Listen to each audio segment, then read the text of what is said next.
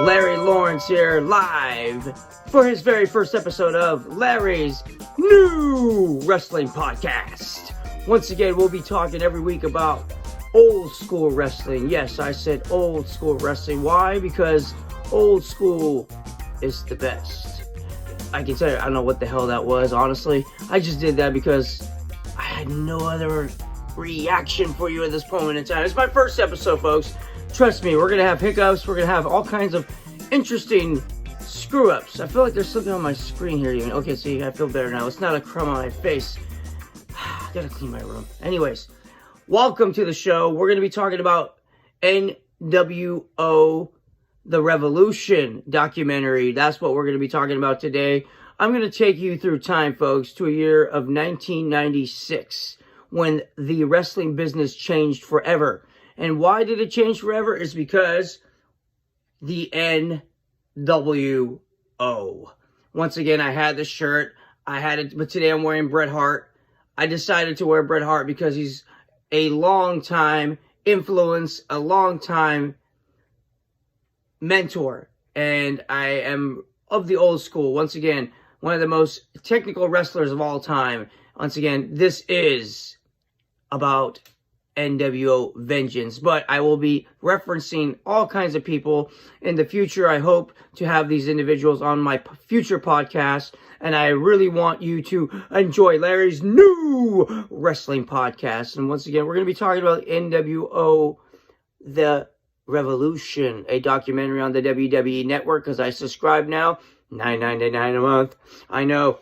I said it. I subscribe. No longer getting that free month trial and then canceling within 30 days because you're broke as a joke. But I can tell you right now, just do your best to save your money. It's well worth it if you're a wrestling fan, my friends, because I've invested into it and I love it. I don't even have any TV in my room here. I'm not going to show you the room because it's under construction. But I can tell you right now, what we will be discussing today and for future shows is about the older generation wrestling, mostly of the 80s, 90s, the early 2000s, not so much present day. Only reason why present day is not as exciting. I'm not going to lie to you folks. I'm going to keep it real on this show. I'm going to be blunt with you. The 1980s and 90s, I don't think there'll ever be an era, as Vince McMahon would say, ever again, as they would say in Chris Jericho's terms, again.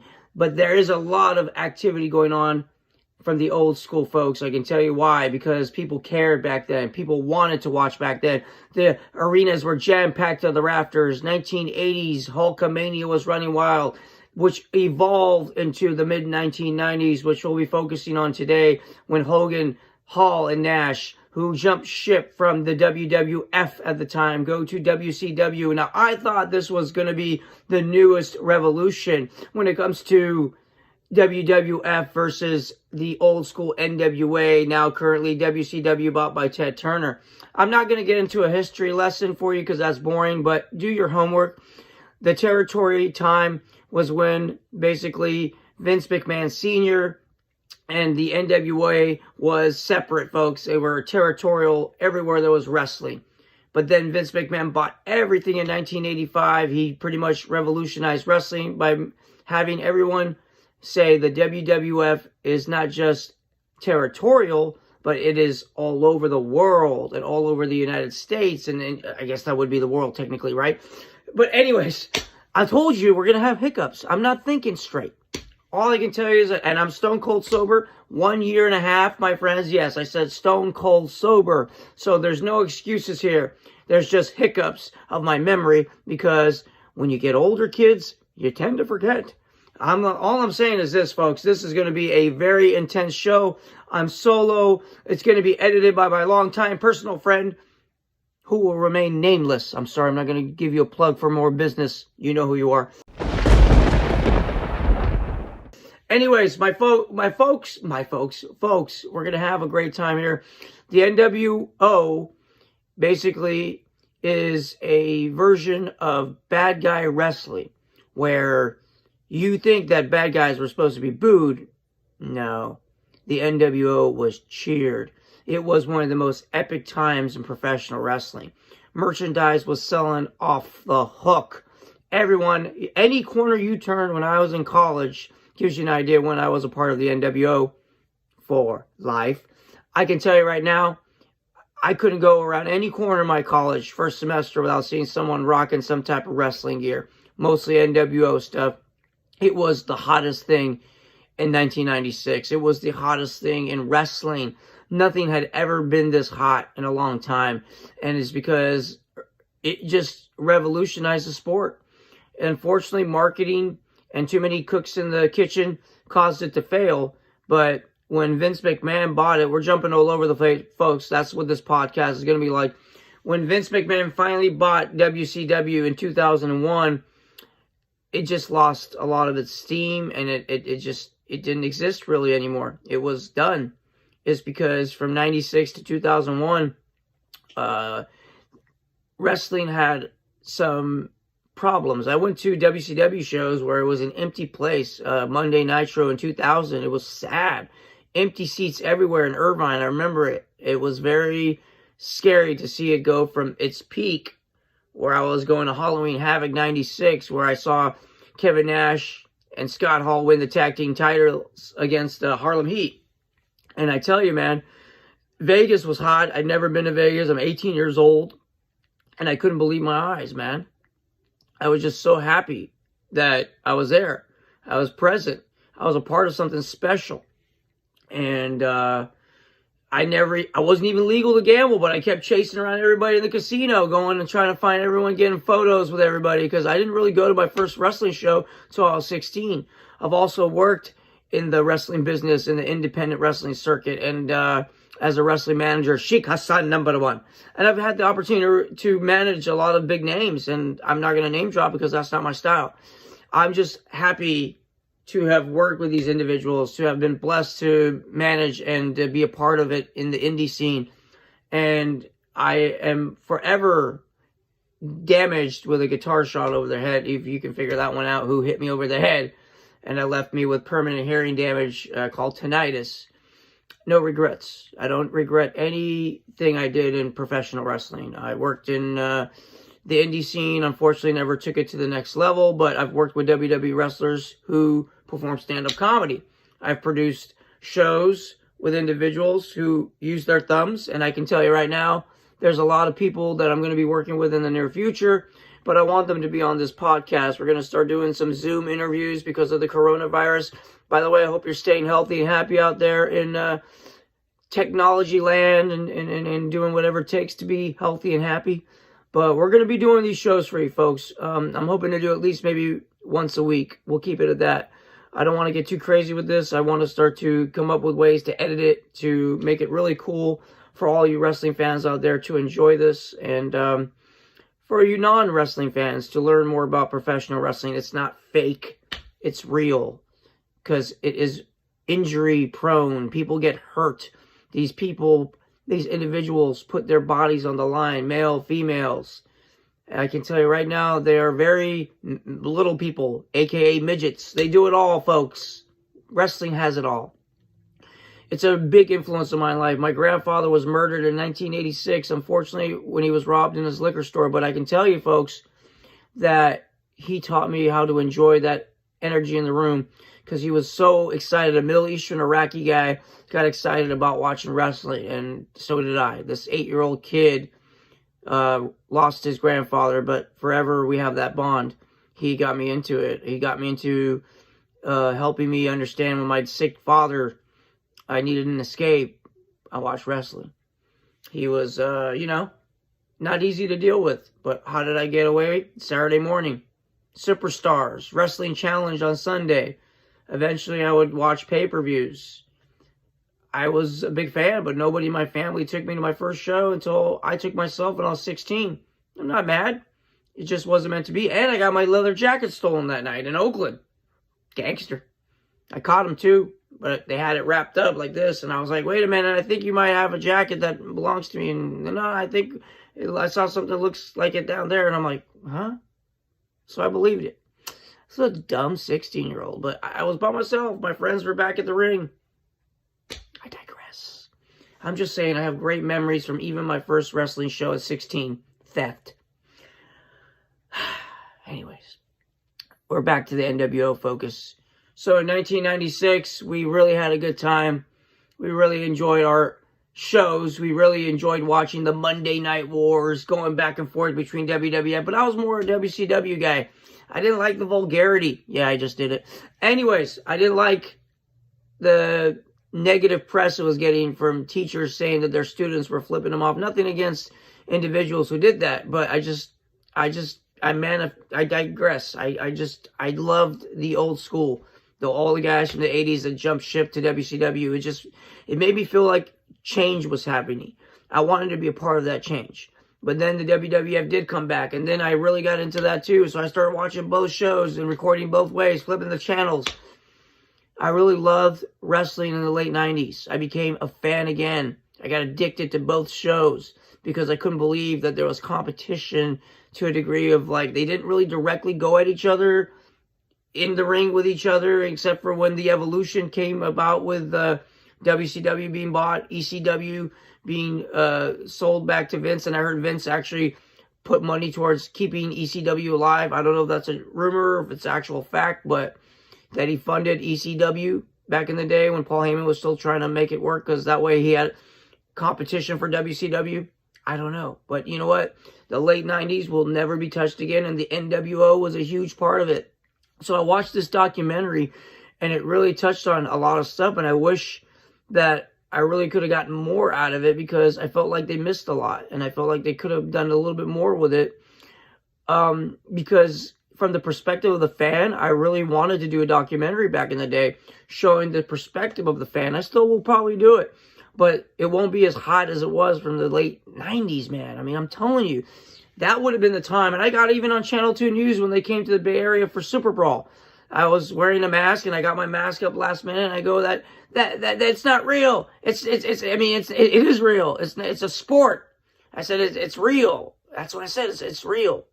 And we know it's predetermined winners and losers now. It's been revealed. The curtain's up, and I'll be talking about the John Stossel Dark Side of the Ring episode. Actually, will be episode number 2 of this new series called Larry's New. That's to the late great Howard Finkel podcast. Larry's New Wrestling Podcast. But I have to always emphasize the new, because every episode will be new. And if you want to watch it again, it'll be old. But that's still new to you, maybe, if you are brand new to the show. This is me. Larry is here to give you some entertainment. Larry is here to give you the best show possible.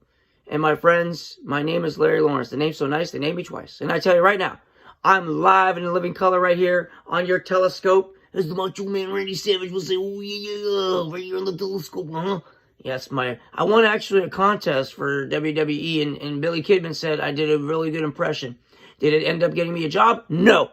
But I tell you right now, it still felt nice to get complimented by Billy Kidman, star of the Shooting Stars press, and he just got released from WWE, so he can't even help me right now.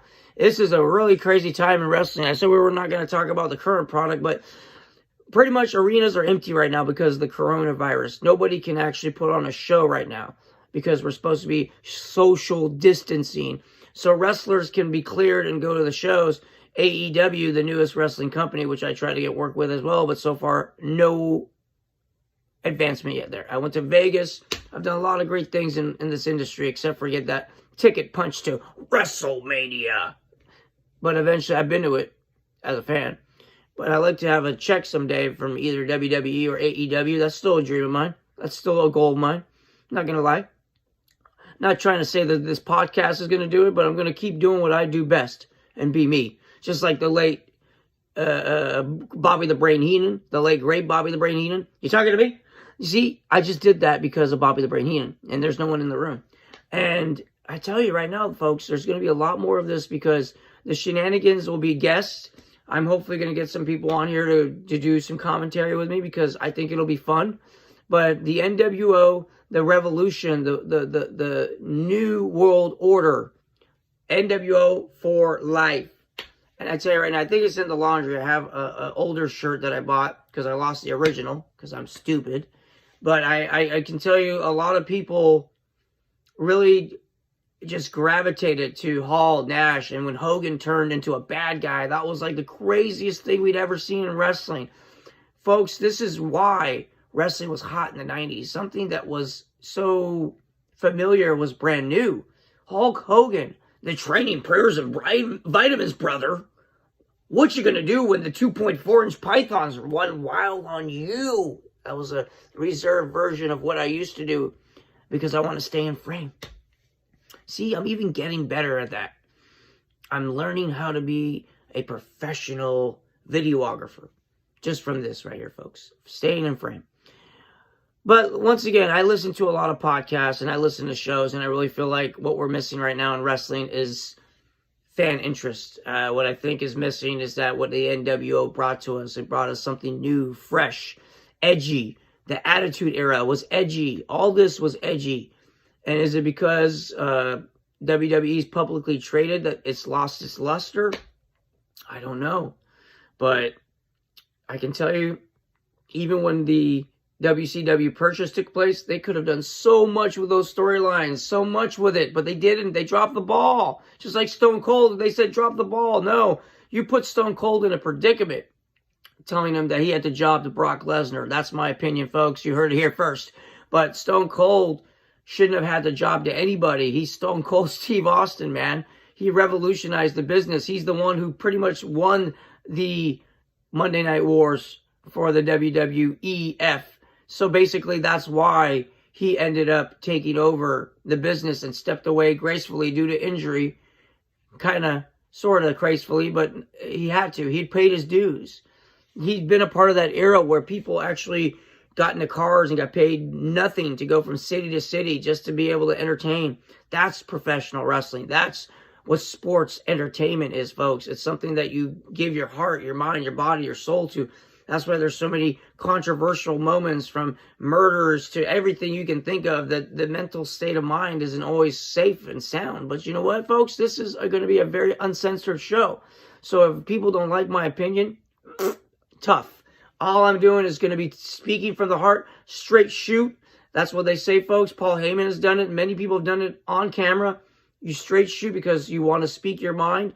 And there's no censorship in YouTube, as long as you keep it PG rated, folks. That's what the WWE is now, and I think that that's why they're losing fan interest, because it's just not as, well, it's not really PG. Honestly, it's more on the G side. It's not as edgy as it used to be. It's not as revolutionary as it used to be. Obviously, the character development is horrible. No one's characters really keep my interest. Is it because they're written scripts where they have to like keep on script all the time? The true promo comes from within. You learn how to just shoot it. Hogan, unscripted. He just came up with stuff. If even he slipped, Mean Gene would save him. None of these announcers can save people today. Even if they screwed up, they're going to be like, oh no, what do I do? Mean Gene Okerlund, the late great Mean Gene, would say, well, let me help you. I saw it in a Royal Rumble from 1991, I think, where Hogan botched his line, but Mean Gene saved him. Said he was overwhelmed. That's professional wrestling. That's what's missing, folks. What's missing is what the NWO did. They didn't want to do, Kevin Nash said it, he didn't want to do like the old promos. He wanted to do vignettes. That's what's in this documentary. If you have the WWE Network, watch this documentary. It's from 2012. It's called NWO The Evolution. What it is definitely showing you what changed the landscape of professional wrestling. It was done in 2012. That's 8 years ago. So this isn't even current. But they spoke about the impact of this business the NWO had on the business. I'm looking forward to sharing more stories about this. I'm going to do about 30 minutes. We're about 20 minutes in now almost, folks. I'm going to do about 10 more minutes about this because I want you to know these shows are going to be focused on what is wrong with the business? What is changed with the business? Why was it so great when the NWO was there? Why was it great when Booker T and Steve Austin had a grocery store fight? Like, you don't see this excitement anymore. You don't see that energy. As you could say, the electricity, you could cut it with a knife. No, you could cut it with a butter knife now. It's just that boring. It's not exciting anymore. What can we do as fans? What can we do as writers? I have more creative ideas in my mind than they do in their shows, man. They really don't know what to do with these characters. You bring back characters, after injury, you don't know what to do with them. I can come up with plenty of storylines, especially with Sheamus now being back and Cesaro. I said I wasn't going to talk about current, but look at this. Sheamus and Cesaro on the same show. They were part of a tag team called The Bar, where they used to do this thumb thing. Okay, I don't know what that means. But anyways, maybe it means I didn't get my drink. It should be like that, but it goes like that. I don't know. All I know is that The Bar's on the same show, SmackDown. I mean, Cesaro is being held back. He's being basically a crony for Sami Zayn. Why? Why can't Cesaro be the leader of it? He had a whole section for him, Cesaro section. Sheamus is back with a new edge to him. Make them come back together for someone to turn on someone. Make him get in his ear and say, hey, Cesaro, why are you with this Joker? You remember what we had? Build storylines. Build something fun for the fan to go, damn, wow, you just took me through a timeline, right? Don't just go from one to another. Build storylines, build character development, build the mic skills. Let them promote themselves the way they need to be promoted. So we're engaged with the characters. So that way when we hear the music, we pop. The Stone Cold Glass Shatter, we pop. The Rock's music, we pop. I'm a Real American, we pop. NWO, you know what I mean? It had that porno soundtrack, we popped. Not literally, but figuratively maybe. Anyways, all I know is this is uncut, uncensored, and uncooked. That's from the Monday Night Raw show when it first debuted. I'm not that show. I'm Larry's new wrestling podcast. And what we're going to be talking about, folks, is change. What can we do to change the business to the way it was when shows were cool, when Monday Night Raw was cool, when SmackDown was cool? What's going to make AEW revolutionary? Because right now I don't feel that WCW, WWFE Monday Night War vibe. I just don't. It's a new company with a billionaire guy who I met, and I'm not going to talk negative about anybody, but all these people, they have to find a way to get us interested. They have the money. They have the power. They have the stroke. Well, why don't you bring Larry Lawrence into your show, brother? Why don't you bring someone with character, brother? Someone who can make a difference. Well, I'm here. I'm ready to make a difference. I'm here to talk. I'm going to upload episode after episode after episode after episode after episode. You get it. You thought you had a glitch. No. The only glitch is I'm going to be coming at you. We're going to be coming at you every single week, folks, at least with one episode a week. I'm ready to take over like the NWO. We're going to keep doing this, folks. I'm really happy to be a part of this. I'm going to sign off. It's a really good show for me right now. Good enough for debut. I'm excited for the future. I'm excited for us because us wrestling fans, we're going to be back in this arena hopefully sooner than later. The coronavirus isn't going to get us. I just hope everyone's staying healthy and happy out there. I really hope that we're going to get through this together. I know we're going to get through this together. I want to be the bearer of good news. I want to be a person that says, oh, yes, we're alive. We're not dead. And we're going to be good, folks. The Undertaker is not going to take us down 6 feet under. Hopefully, the Ascension, that's funny, of Change, which was another tag team, which doesn't exist anymore. We're going to change, folks. We're going to make things happen. We're going to make it work.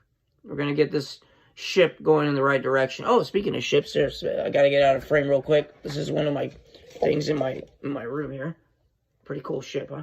Found it at a thrift store with my ex. Whole nother show. Anyways, going to let you go. We're going to have a good time. We're going to talk more about this world called professional wrestling. I just recommend that you watch this documentary called NWO The Vengeance on the WWE Network. Subscribe for your first month. It's free. $9.99 a month. I am an advocate for $10, less than $10 a month, to enjoy professional wrestling, aka sports entertainment, aka the escapism for Larry Lawrence. And I tell you right now, folks, we're going to keep escaping, or we're going to keep focusing, or we're going to keep entertaining.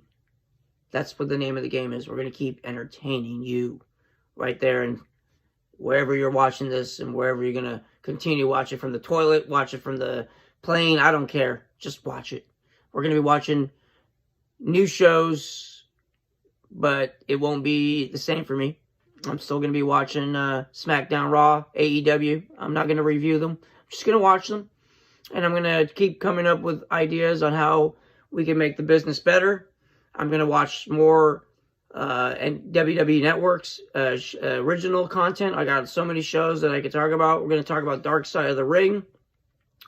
Great documentaries on YouTube that you can watch. It's on the Vice channel, but you can watch the past episodes on YouTube. Dark Side of the Ring.